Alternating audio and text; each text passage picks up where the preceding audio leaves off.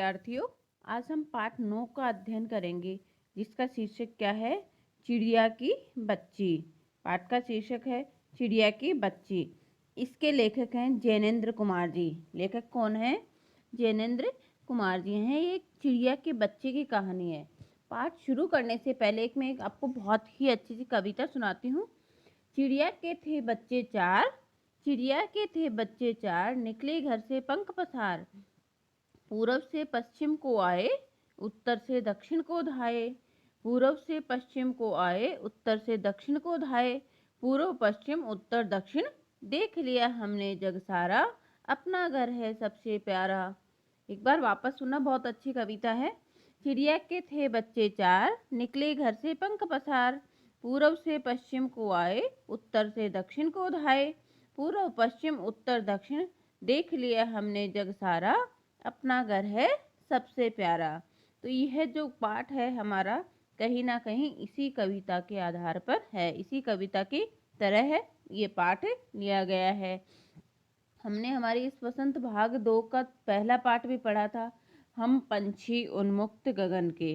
पढ़ा था। कविता की कुछ लाइनें एक दो याद हैं। हम पंछी उन्मुक्त गगन के, पिंजर बद ना गा पाएंगे। पढ़ा है ना कि हम जो पक्षी हैं वो क्या हैं? उन्मुक्त, स्वतंत्र रूप से उड़ने वाले हैं। पिंजरे में बंद होकर के हम खुश नहीं रह पाएंगे, नहीं गा पाएंगे।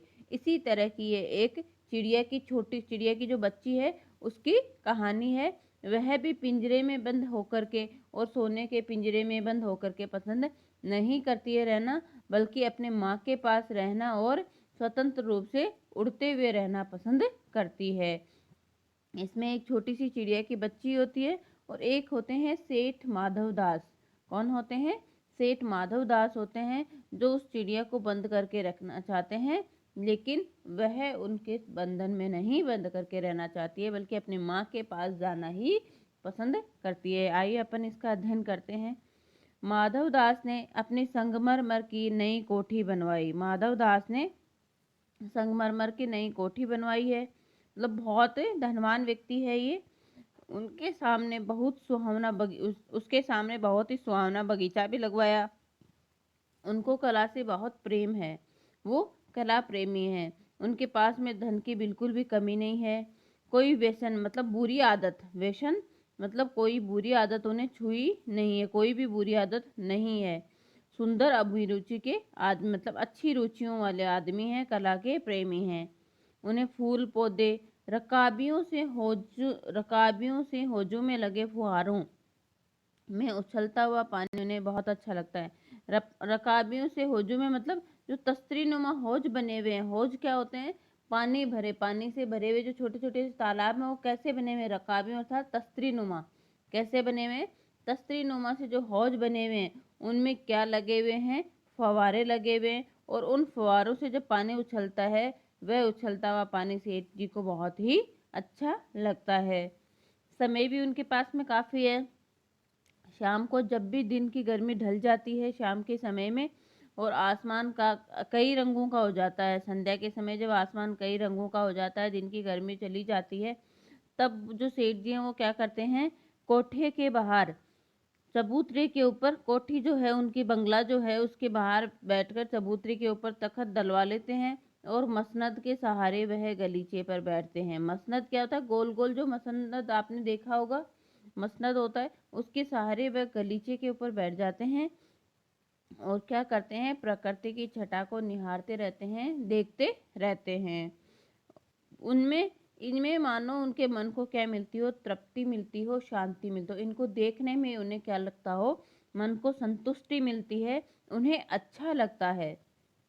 मित्र हुए तो उनसे विनोद चर्चा करते हैं। अगर मित्र आ जाते हैं उनके पास में, तो उनसे विनोद अर्थात मजाक, हंसी मजाक करते हैं, चर्चा करते हैं, बातें करते हैं। नहीं होते हैं तो क्या करते हैं?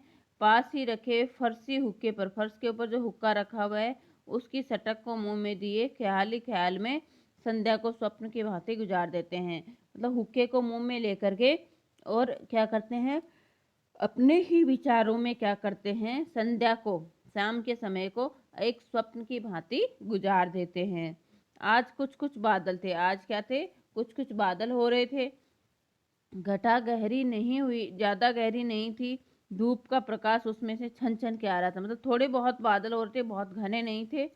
तो कुछ बादल जो थे उनके अंदर से क्या आ रही थे, धूप जो है हल्की हल्की आ रही थी।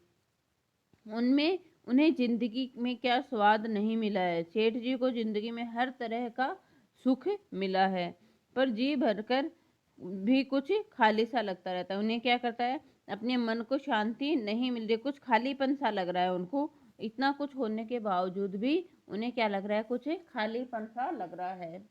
क्या लग रहा है, कुछ खालीपन सा लग रहा है।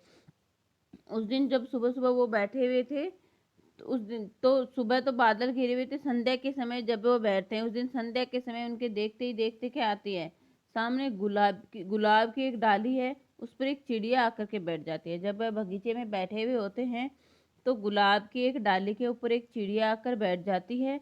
चिड़िया बहुत ही सुंदर थी। उसकी गर्दन कैसी थी, लाल रंग की थी। गुलाबी होते होते किनारे पर जरा सा नीली पड़ गई थी, जो गुलाब लाल रंग की थी, और गुलाबी होते होते किनारों पर कैसी हो गई थी, जरा सी नीली पड़ गई थी। मतलब इस तरह से चिड़िया थी। पंख कैसे थे, ऊपर से चमकदार स्याह थे, चमकदार स्याह थे। उनका नन्हा सा शरीर, तो सिर तो बहुत ही प्यारा लग रहा था, छोटा सा सिर जो है वो बहुत प्यारा लगता था। और शरीर का चित्र विचित्र चित्रकारी थी, शरीर के ऊपर कैसी थी, अलग अलग तरह की चित्रकारी सी लग रही थी। चिड़िया को मानो माधव दास की सत्ता का कुछ पता नहीं था। चिड़िया को नहीं पता था कि यहाँ पर माधव दास है या ये बगीचा माधव दास का है। और मानो तनिक देर तक का आराम भी उसे नहीं चाहिए था। उस चिड़िया को थोड़ी सी देर का भी आराम नहीं चाहिए था। कभी पर हिलाती, मतलब पंख हिलाती थी, कभी फुदकती थी। वह खूब खुश मालूम हो रही थी, बहुत अधिक खुश मालूम हो रही थी। अपनी नन्ही सी चोंच से प्यारी प्यारी क्या कर रही थी, आवाज निकाल रही थी। बगीचे में चिड़िया क्या थी, गुलाब के पौधे के गुलाब के फूल के ऊपर आकर चिड़िया बैठती है। बहुत ही सुंदर थी, कैसी दिख रही थी, गर्दन उसकी लाल थी और आगे गुलाबी होती होती कैसे हो गई थी, किनारों पर से नीली पड़ गई थी। पंख कैसे थे, ऊपर से चमकदार और स्याह रंग के थे। और उनका सिर तो बहुत ही छोटा सा प्यारा लग रहा था, शरीर पर चित्रकारी सी की हुई थी। और चिड़िया को ये नहीं पता था कि हाँ माधव दास का बगीचा है या माधव दास बैठा हुआ है। वह तो ये मानो बिल्कुल भी आराम नहीं करना चाहती थी। कभी पंख हिलाती है, कभी फुदकती है, खूब खुश मालूम होती है। अपनी नन्ही सी चोंच से प्यारी प्यारी क्या कर रही थी, आवाज निकाल रही थी। माधव दास को वह चिड़िया बहुत ही मनमानी लगी, मतलब स्वच्छंद रूप से रहने वाली, मन की अपने मन की करने वाली लग रही थी। उसकी स्वच्छंदता बहुत ही प्यारी जान पड़ रही थी माधव दास को। जिस तरह से वो स्वतंत्र रूप से विचरण कर रही थी, माधव दास को वह बहुत ही प्यारी लग रही थी। कुछ देर तक तो वह उस चिड़िया का इस डाल से उस डाल पर थिरकना देखते रहे। कुछ देर तक तो वह चिड़िया को देखते रहे। इस समय वह अपना बहुत कुछ भूल गए थे, चिड़िया को देखते हुए वह अपना बहुत कुछ भूल गए, अर्थात उसी में देखने में लग गए थे, सारी चिंताएं सब कुछ भूल चुके थे।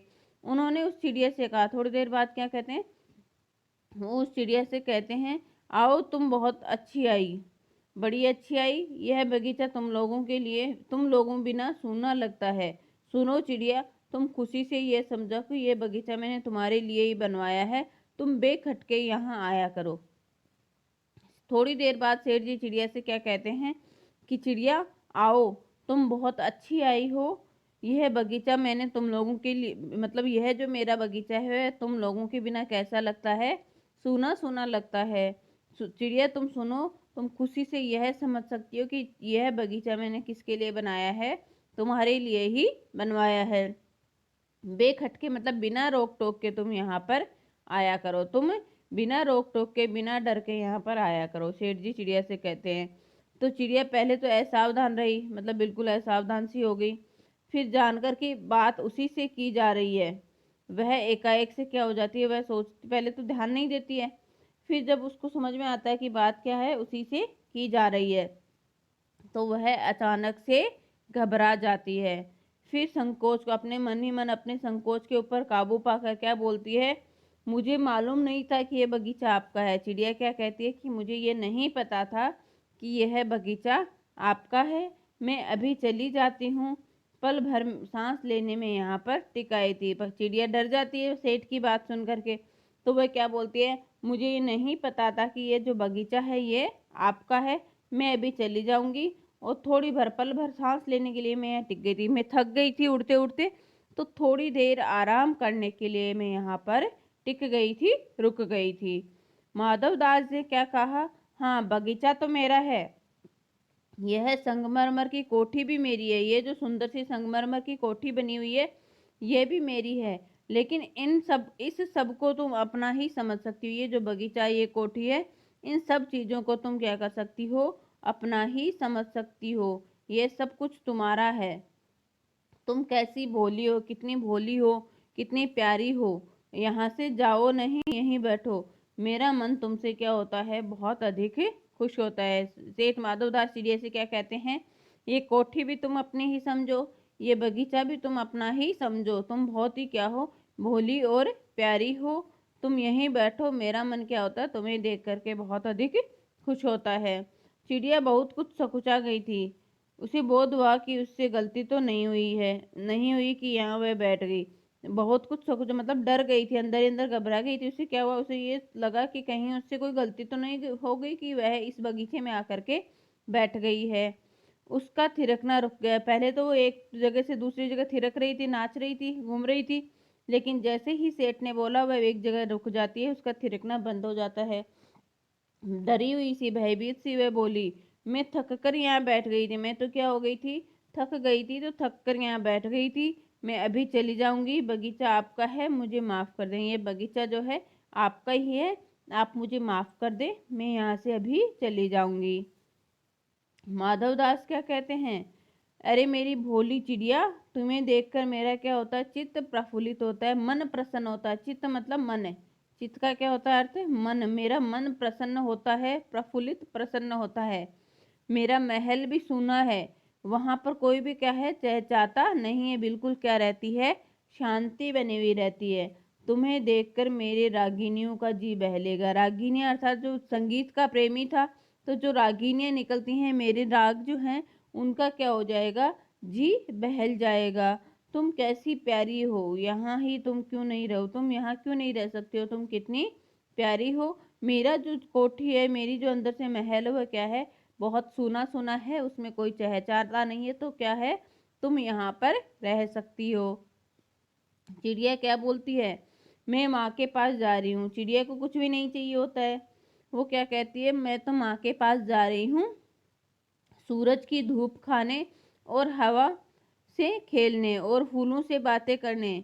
मैं जरा घर से उड़ आई थी, अब सांझ हो गई है और माँ के पास जा रही हूँ, अभी अभी मैं चली जा रही हूँ, आप सोच न करें। चिड़िया सेठ जी से क्या कहती हैं कि मैं तो अपनी माँ के पास जा रही हूँ, मैं तो सुबह की धूप खाने और हवा से खेलने और फूलों से बातें करने के लिए घर से उड़ करके आ गई थी, अब सांझ हो गई है और अब मैं माँ के पास में जाना चाहती हूँ, माँ के पास जा रही हूँ, मैं अभी जा रही हूँ, आप इस बात का सोच नहीं करें, मैं आपके यहाँ पर नहीं रुकूंगी। माधवदास क्या कह रहे हैं, प्यारी चिड़िया, पगली मत बनो, मतलब पागल मत बनो। देखो तुम्हारे चारों तरफ कैसी बहार है, कितनी सुंदर बहार है तुम्हारे चारों तरफ। देखो वह पानी खेल रहा है, उधर गुलाब हंस रहा है, मतलब बहुत सुंदर लग रहे हैं गुलाब, और पानी जो चल रहा है। भीतर महल में, तुम भीतर महल के अंदर चलो, जाने क्या क्या नहीं पाओगे, मतलब बहुत सारी चीजें तुम्हें मिलेंगी।